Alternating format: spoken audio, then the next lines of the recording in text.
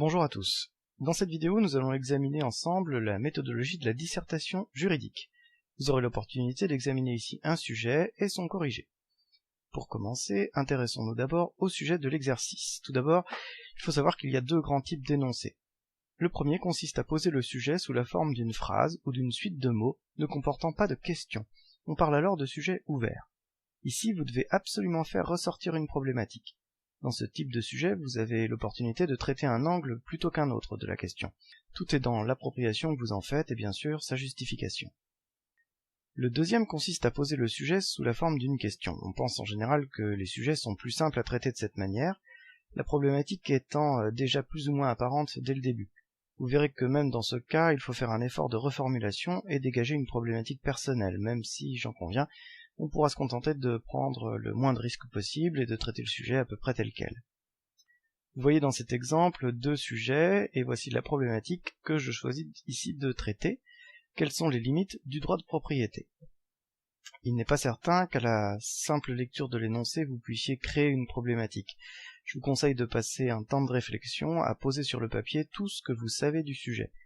Une fois que vous avez fait ça, essayez de rassembler en 4 grands blocs vos idées et voyez comment ces blocs peuvent s'agencer.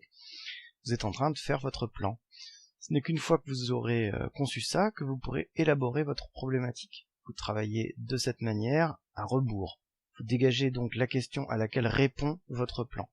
C'est à vous de voir dans quel sens vous préférez travailler, on peut faire tout à fait l'un ou l'autre.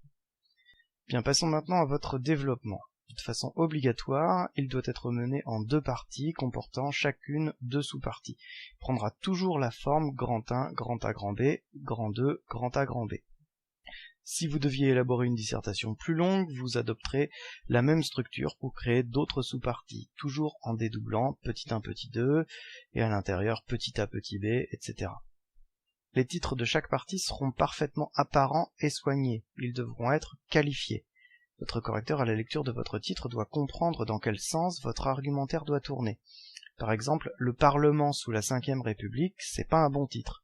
Par contre, le Parlement, une chambre d'enregistrement, point d'interrogation, là, on comprend de quoi vous allez parler, mais aussi où vous voulez emmener le lecteur. C'est ça, mettre de l'enjeu dans un titre. Chaque bloc de 2 sous-parties devra être annoncé par un chapeau. Donc, sous le grand 1, une annonce de plan, sous le grand 2, une autre annonce de plan, etc.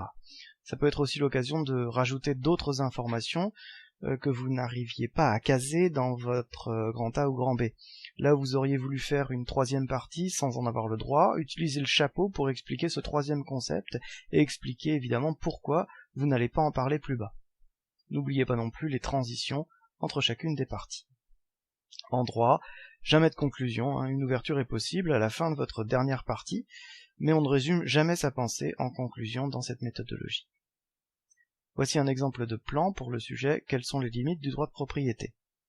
Vous verrez que les titres sont longs, qualifiés, contiennent un sens particulier. On peut donc déjà savoir de quoi chacune de mes parties vont être faites et dans quel sens mon argumentation va tourner. Je vous laisse faire une pause dans la vidéo pour pouvoir vous pencher un peu plus là-dessus. Bien, maintenant passons à la structure de l'introduction. En droit, l'intro est capitale et longue. Oubliez ce que vous avez fait avant, ici on veut un joli pavé qui représente entre 1/4 et 1/3 de la longueur totale de votre disserte.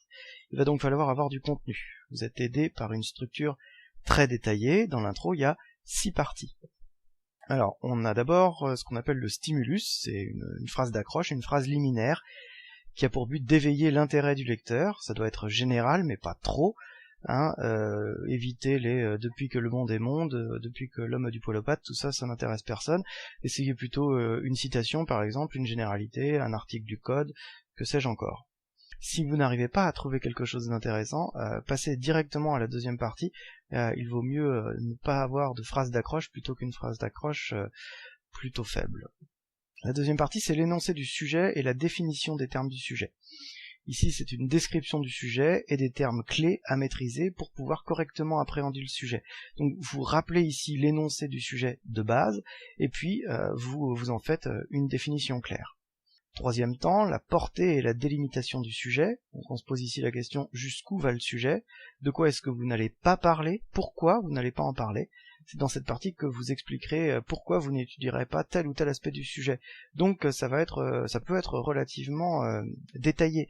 C'est là que vous faites le corps de votre introduction et que vous allez écrire peut-être le plus de lignes. Ensuite, vous avez l'intérêt du sujet.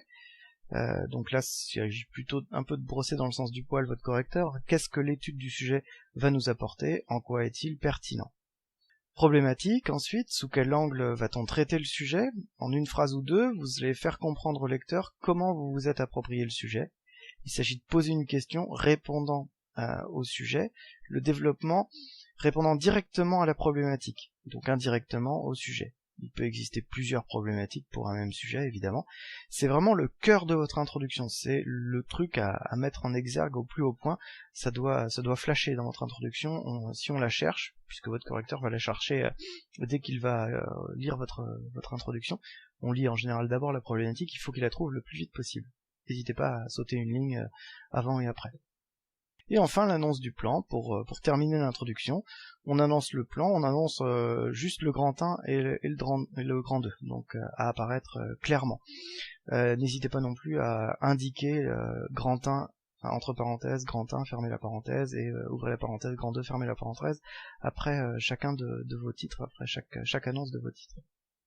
L'intro doit adopter la technique de l'entonnoir, c'est-à-dire que vous allez du plus général au plus spécifique au sujet. Le développement ne doit donc comprendre aucune généralité puisque vous les avez traitées et écartées dans l'introduction. Voici un exemple d'introduction pour le même sujet. J'ai choisi de vous montrer les parties de l'intro et d'y ajouter les titres. C'est uniquement dans un but pédagogique, en devoir ils ne doivent pas apparaître. Malgré tout, vous pouvez séparer chaque partie en sautant des lignes pour que ce soit plus clair. Puis un dernier conseil, comme d'habitude, une copie claire, aucune faute, un langage soutenu, sans oublier l'éternelle relecture. Voilà, bon courage à tous et à bientôt dans une nouvelle vidéo.